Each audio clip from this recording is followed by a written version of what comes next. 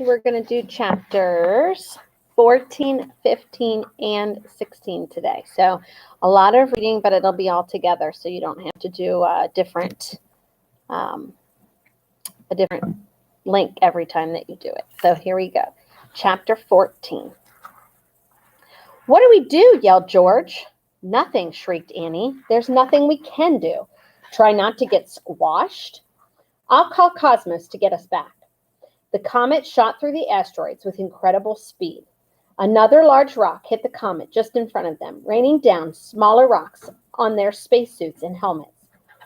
Through the voice transmitter in his helmet, George heard Annie scream, but suddenly the scream went silent.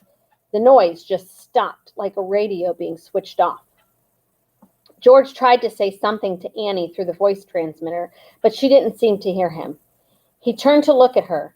He could see she was trying to speak to him from inside the glass space helmet, but he couldn't hear anything she said. He shouted as loudly as he could, "Annie, get us home! Get us home!" But it was no use. He could see now that the tiny antenna on her helmet was snapped in half. That must be why he couldn't talk to her. Did this mean she couldn't talk to Cosmos either? Annie was nodding like crazy and holding on to George very tightly. She was trying as hard as she could to summon Cosmos to come and get them both, but the computer wasn't answering. As George feared, the device that linked her both to him and to Cosmos had been broken by the rocks raining down on them. They were stuck on the comet. Flying through an asteroid storm, it seemed as if there was no way out. George tried to call Cosmos himself, but he didn't know how to do it, or whether he even had the right equipment. He got no reply. Annie and George hung onto each other and squeezed their eyes shut. But just as suddenly as the storm had started, it stopped again. 1 minute, rocks were thudding down on the comet all around them. The next, the comet had flown out of the other side of the storm. Looking around, George and Annie realized how very lucky they had been to escape. The rocks were forming a huge line that seemed to extend all the way through space. They were mainly large and scattered thinly along the line, except where the comet had flown through. The rocks here were much smaller, but more densely packed. However, they were still far, far from safe. Jets of gas from the comet were now shooting out everywhere. Soon, one could erupt right underneath them. It was now so hazy from all the explosions that they could hardly see the sky, just the sun and a faint little blue dot that was slowly getting bigger. George turned back to Annie and pointed at the blue dot ahead. She nodded and tried to spell out a word with her finger of her space glove in the air. George could only make out the first letter, E. As they got closer to it, the comet tilted slightly toward it, and George suddenly realized what Annie was trying to tell him. It was E for Earth. The tiny blue dot in front of him was the planet Earth. It was so small compared to the other planets and so beautiful. And it was his planet and his home. He desperately wanted to be back there now, this very second. He wrote Cosmos in the air with his space glove, but Annie just shook her head and wrote the word no with her finger. Excuse me. Around them on the comet, conditions were getting worse by the second. Hundreds and hundreds of fountains of gas and dust were erupting all over. They huddled together, two castaways in space, with no idea how to get out of the awful trouble they had landed themselves in. Excuse me, guys, although it is live. At least George thought in a strange dreamlike way, "I've seen the Earth from space," and he wished he could have told everyone back home how tiny and fragile the Earth was compared to the other planets. But there was no way they could get back home now. The fog of dust and gas was now so thick that they had even lost sight of the Earth's blue color. How could Cosmos have let them down like this? George was just wondering if this was the last thought he'd ever had when suddenly a doorway filled with light appeared on the ground next to them. Through it came a man in a spacesuit who unhooked both of them from the comet and one at a time picked them up and threw them through the door. A split second later, Annie and then George landed with a bump on the floor of Eric's library. The man who had grabbed them quickly followed, and the doorway slammed shut behind them.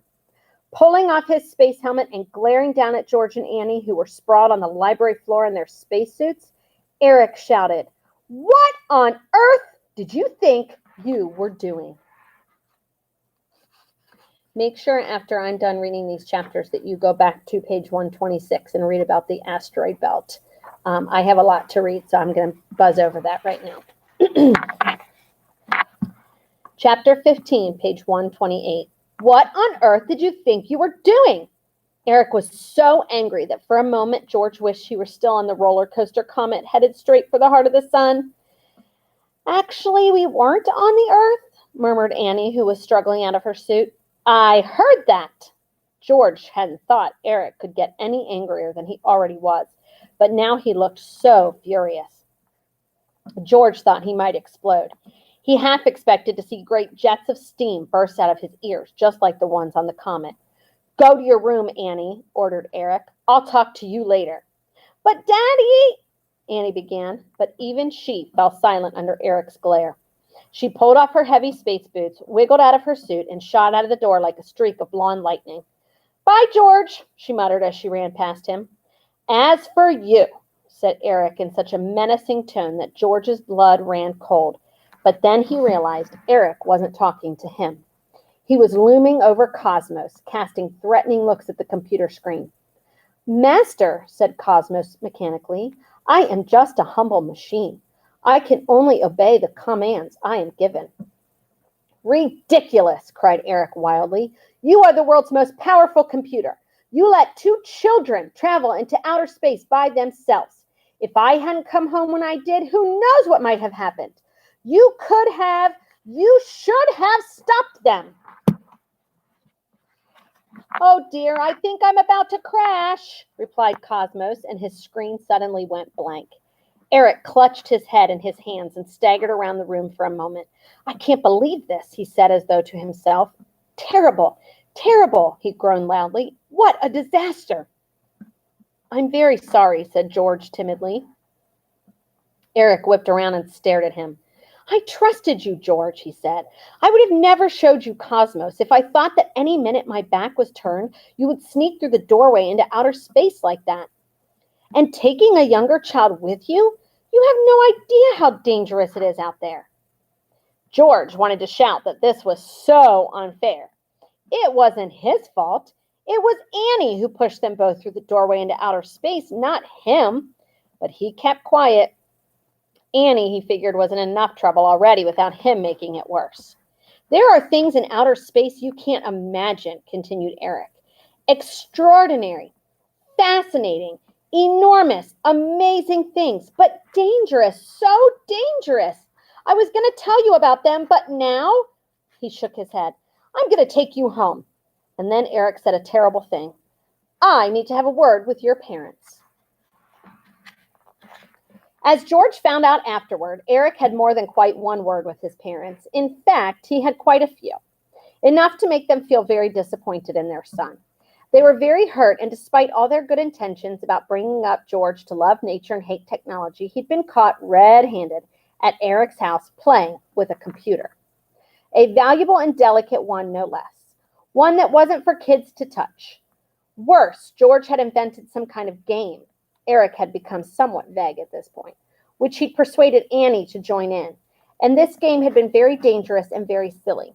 As a result, the 2 children were both grounded and not allowed to play together for a whole month. Good, said George when his dad told him what this punishment would be. At that moment, he never wanted to see Annie again. She had gotten him into so much trouble already, and yet George had been the one to take all the blame. And, added George's dad, who was looking very angry and bristly today with his big bushy beard and his itchy, hairy, homemade shirt, Eric promised me he will keep his computer locked up so neither of you will be able to get near it. No, yelled George, he can't do that. Oh, yes, he can, said George's dad very severely, and he will. But Cosmos will get lonely all by himself, said George, too upset to realize what he was saying. George, said his dad, looking worried, you do understand that this is a computer and not a living being we're talking about. Computers can't get lonely. They don't have feelings. But this one does, shouted George. Oh, dear, sighed his dad. If this is the effect that technology has on you, you see how right we are to keep you away from it? George ground his teeth in frustration as the adults twisted everything to make it sound like they were always right. And then he dragged his feet up the stairs to his room.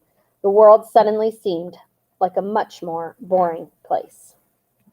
George knew he was going to miss Cosmos, but what he didn't expect was that he would miss Annie too. At first, he was pleased to be banned from seeing her. It was good to have a punishment that stopped him from doing something he didn't want to do anyway. But after a while, he found himself looking for the flash of her golden hair. He told himself he was just bored. He was grounded, so he couldn't go and see any of his other friends, and there wasn't much for him to do at home that was any fun. His mom wanted him to weave a rug for his bedroom, and his dad attempted to get him interested in his homemade electricity generator. George tried to be enthusiastic, but he felt rather flat. The only bright star in his life was that he'd seen a poster at school advertising a science presentation competition. The first prize was a computer. George desperately wanted to win. He spent ages trying to write a really good talk about the wonders of the universe and drawing pictures of the planets he'd seen on the comet ride. But no matter how hard he tried, he just couldn't seem to get the words right. Everything sounded wrong. Eventually, he gave up in frustration and resigned himself to a boring life forever and ever. But then at last, something interesting happened. One gray autumn afternoon at the end of October, the slowest and dullest month he had ever lived through, George was loafing around in the backyard when he noticed something unusual. Through a small round hole in the fence, he saw something very blue. He went over to it and pressed his eye socket to the fence. From the other side, he heard a squeak. "George," said a familiar voice. He was eye to eye with Annie. "We're not supposed to be talking to each other," he whispered through the fence. "I know," she said, "but I'm so bored." "You're bored, but you've got Cosmos." "No, I haven't," said Annie. "My dad has locked him up, so I can't play with him anymore." She sniffed. "I'm not even allowed to go trick-or-treating for Halloween this evening." "Me either," said George. "I've got such a pretty witch's costume, too," said Annie sadly. "My mom's making pumpkin pie right now," George told her glumly. "I'll bet it'll be horrible. And when she's finished, I'll have to go and eat a slice of it in the kitchen." "Pumpkin pie?" said Annie longingly. "That sounds really good. Can I have your slice if you don't want it?" "Yeah, but you're not allowed in my kitchen, are you? After what happened last time we played together?" "I'm really sorry," said Annie, "about the comet ride and the asteroids and the jets of gas and my dad getting angry with you and everything. I didn't mean it." George didn't reply. He thought of so many angry things to say to Annie, but now he was nearly face to face with her. He didn't feel like saying any of them.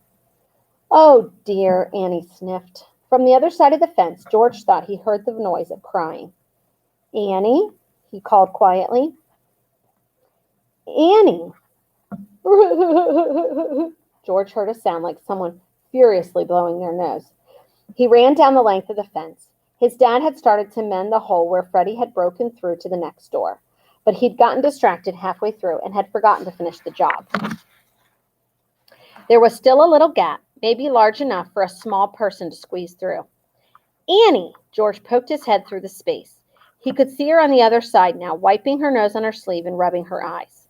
Wearing normal clothes, she no longer looked like a strange fairy child or a visitor from outer space. She just looked like a lonely little girl. Suddenly, George felt really sorry for her. "Come on," he said, "climb through. We can hide together in Freddie's sty." "But I thought you hated me," said Annie, scampering down to the hole of the fence. "Because of—" "Oh, that," said George carelessly, as though he had never given it a moment's thought. "When I was a little kid, I would have minded," he said grandly, "but I don't now." "Oh," said Annie, whose face was blurred by tears. "So can we be friends?" "Only if you climb through the fence," teased George. "Well, what about your dad?" asked Annie doubtfully. "Won't he be angry again?" "He's gone out," said George. "He won't be back for hours." In fact, that morning, George had been pretty glad to be grounded. Sometimes on Saturdays, his dad took George with him when he went on global warming protest marches. When he was younger, George had loved the marches. He thought that walking through the center of town carrying a sign and shouting slogans was great.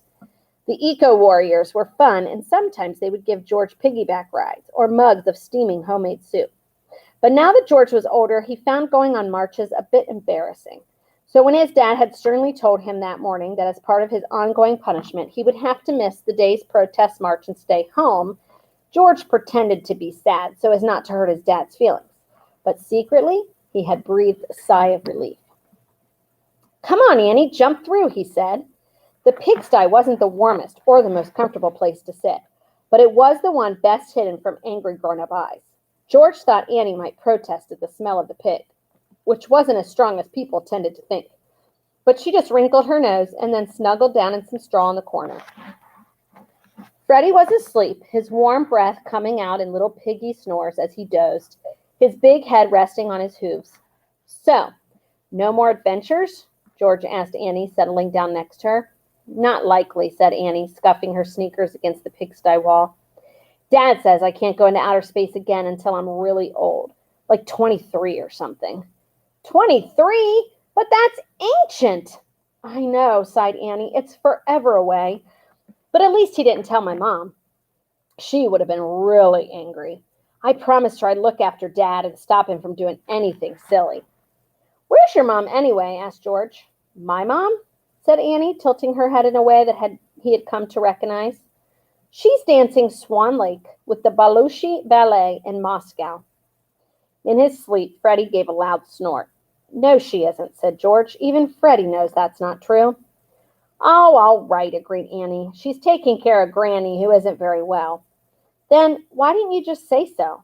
"Because it's much more interesting to say something else." "But it was true about outer space, wasn't it?" "Yes, it was," said George, "and it was amazing." "But," he paused. "What?" said Annie, who was braiding Freddie's straw. "Why does your dad go there? I mean, why does he have Cosmos? What's he for?" "Because he's trying to find a new planet in the universe." "What sort of a new planet?" asked George. "A special one. One where people could live, you know, in case the Earth gets too hot." "Wow. Has he found one?" "Not yet," said Annie, "but he keeps looking and looking everywhere across all the galaxies in the universe. He can't stop until he finds one." "That's amazing. I wish I had a computer that could take me across the whole universe. Actually, I wish I had a computer at all." "You don't have a computer?" Annie sounded surprised. "Why not?" "I'm saving up for one, but it's going to take years and years and years." "That's not much good, is it?" "So," said George, "I'm entering a science competition, and the first prize is a computer, a really huge one." "What competition?" "It's a science presentation. You have to give a talk, and the person who gives the best one wins the computer. Lots of schools are taking part." "Oh, I know," said Annie, sounding excited. "I'm going to it with my school. It's next week, isn't it? I'm staying at Granny's all next week, but I'll see you at the competition." "Are you entering?" George asked, suddenly worried that Annie, with her interesting life, scientific know-how, and vivid imagination, would pull off a presentation that made his own sound about as exciting as cold rice pudding. "No, of course not," said Annie. "I don't want to win a stupid computer. If it was some ballet shoes, then that would be different." "What are you going to talk about?" "Well," said George shyly, "I've been trying to write something about the solar system, but I don't think it's very good. I don't know very much about it." "Yes, you do," said Annie. "You know lots more than anybody else does at school. You've actually seen parts of the solar system like Saturn, Jupiter, asteroids, even the Earth from outer space." "But what if I got it all wrong?" "Well, why don't you get Dad to check it for you?" suggested Annie. "He's so mad at me," said George sadly. "He won't want to help me." "I'll ask him this evening," said Annie firmly. "And then you can come by after school on Monday and talk to him." At that moment, there was a gentle tap on the roof, and the two children both froze as the door to the pigsty swung open. "Hello," said a nice voice. "It's my mom," George mouthed silently to Annie. "Oh, no," she mouthed back.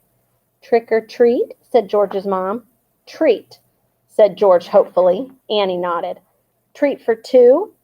"Yes, please," replied George. "For me and, Freddie, that is." "Freddie's a funny name for a girl," said George's mom.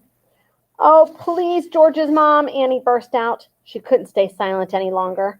"Don't let George get into more trouble. It isn't his fault."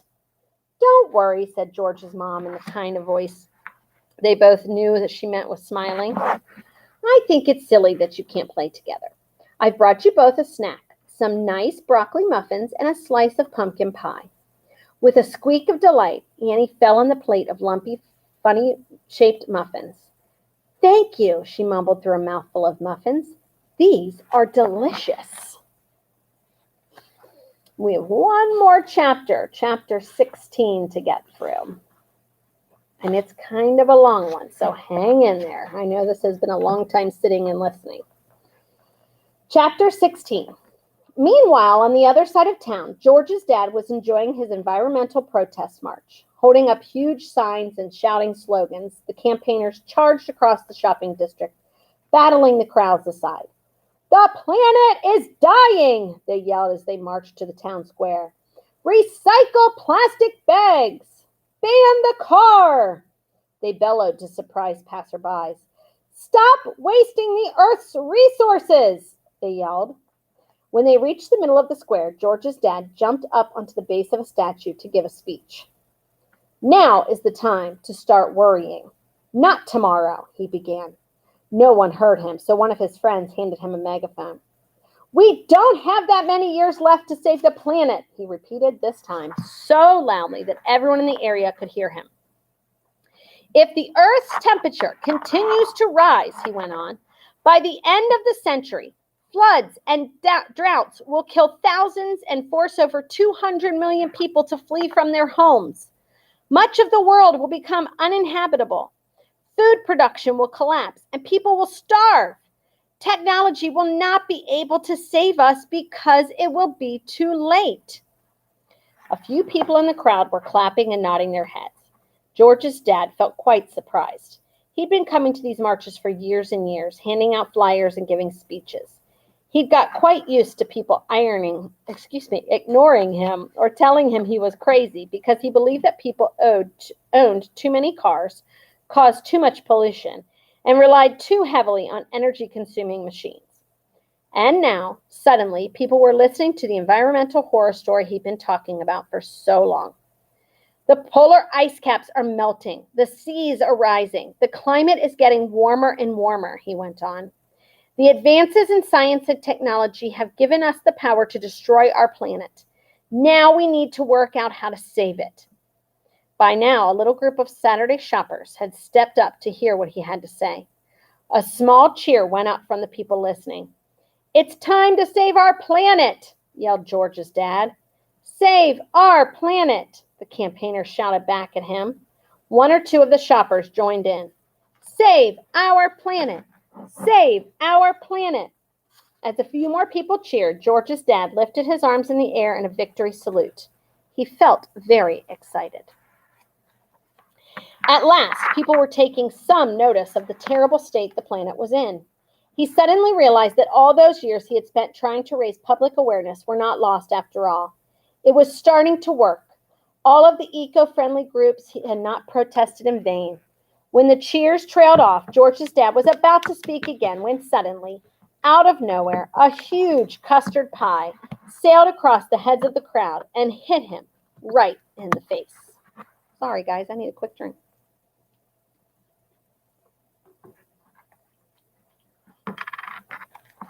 There was a moment of shocked silence, and then everyone burst out laughing at the sight of poor George's dad standing there with runny cream dripping down his beard. Wiggling through the onlookers, a group of boys dressed in Halloween costumes started running away from the square. "Catch them!" shouted someone in the crowd, pointing to the band of masked figures, sprinting away as fast as they could, laughing their heads off as they went. George's dad didn't really mind. After all, people had been throwing things at him for years while he made his speeches. He'd been arrested, jostled, insulted, and thrown out of so many places in his efforts to make people understand the danger of the planet faced, that one more custard pie didn't upset him very much. He just wiped the sticky goo out of his eyes and got ready to continue talking. A few of the other green campaigners ran after the group of demons, devils, and zombies, but they were soon left behind, staggering and gasping for breath. When the boys realized that the grown-ups had given up the chase, they came to a halt. "Ha ha ha ha!" snickered one of them. ripping off his zombie mask to reveal the features of Ringo. His real face wasn't much more attractive than the rubber mask. "That was great," gasped Whippet, stripping off his black and white scream mask. "The way you threw that pie, Ringo." "Yeah," agreed an enormous devil, swishing his tail and waving his pitchfork. "You got him right on the nose. Judging by his great size, it could have been none other than Tank, the boy who just couldn't stop growing." "I love Halloween," said Ringo happily. "No one will ever know it was us." "What should we do next?" squeaked Zit, who was dressed as Dracula. "Well, we've run out of pies," said Ringo, "so we're going to have to play some tricks now, some good ones. I've got some ideas." By late that afternoon, the boys had given quite a few people living in their small town a bad fright. They shot an old lady with colored water from a toy pistol. They'd thrown purple flour all over a group of small kids, and they'd set off firecrackers under a parked car, making its owner think they'd blown it up. Each time they had caused as much havoc as possible and then scampered away very quickly before anyone could catch them. Now they had reached the edge of town where the houses started to spread out. Instead of narrow streets with rows of snug little cottages, the buildings got bigger and farther apart. These houses had long green lawns in front of them with big hedges and crunchy gravel driveways. It was getting dark, and some of these enormous houses with their blank windows, columns, and fancy front doors were starting to look quite eerie in the dim light. Most of them were dark and silent, so the gang didn't even bother ringing the bell. They were just about to give up for the day when they came to the very last house in the town, a huge rambling place with turrets, crumbling statues, and old iron gates hanging off their hinges. On the ground floor, lights were blazing from every window. "Last one," announced Ringo cheerfully, "so let's make it a good one. Tricks ready?" His band of boys checked their stash of trick weapons and hurried along behind him up the weeded covered driveway. But as soon as they approached the house, they all noticed a strange, eggy smell, which grew stronger as they approached the front door. "Hoo-wee," said the huge devil, holding his nose. "Who did that?" "Wasn't me," squawked Zit. "He who smelt it dealt it," said Ringo ominously. The smell was getting so overpowering now that the boys were finding it hard to breathe. As they edged toward the front door, where the paint was peeling off the woodwork in ribbons, the air itself became thick and gray. Hand over his mouth and nose, Ringo reached forward and pressed the giant round doorbell. It made a sad, lonely, clanging noise, as though it wasn't used very often. To the boys' surprise, the door opened a crack, and fingers of yellowish-gray smoke curled the narrow gap. "Yes," said an unpleasant voice that was somehow familiar. "Trick or treat?" croaked Ringo, almost unable to speak. "Trick!" cried the voice, throwing the door wide open. For a fleeting second, the boy saw a man wearing an old-fashioned gas mask standing in the doorway. Another second, and great clouds of stinky yellow and gray smoke rolled out through the open door, and the man vanished from view. "Run!" Ringo yelled. His gang didn't need telling twice. They had already turned tail and were rushing back through the thick smog. Panting and wheezing, they staggered down the driveway, through the gates, and onto the pavement. They ripped off their Halloween masks so they could breathe better after choking on the smelly smoke. But Ringo wasn't with them. He had tripped in the driveway and had fallen onto the gravel. He was struggling to his feet when he saw the man from the big house walking toward him. "Help! Help!" he yelled. The other members of his gang stopped and turned, but no one wanted to go back for him. "Quick," said Zit, who was the smallest. "Go and save Ringo." The other two just shuffled awkwardly and mumbled. The spooky man wasn't wearing a gas mask anymore, and the boys could almost make out the figure through the clearing smoke. Ringo was standing up now, and the man seemed to be speaking to him, although the older boys couldn't hear what he had said. After a few minutes, Ringo turned and waved to his gang. "Hey," he shouted, "all of you, get over here." Reluctantly, the other three straggled toward him. Strangely, Ringo seemed very pleased with himself. Standing next to him, looking just a tiny bit sinister, was none other than Dr. Reaper. And that's where we're going to end it today. 14, 15, and 16. That's a lot. So you have some activities to do. So go ahead and get done with those. Have a good day.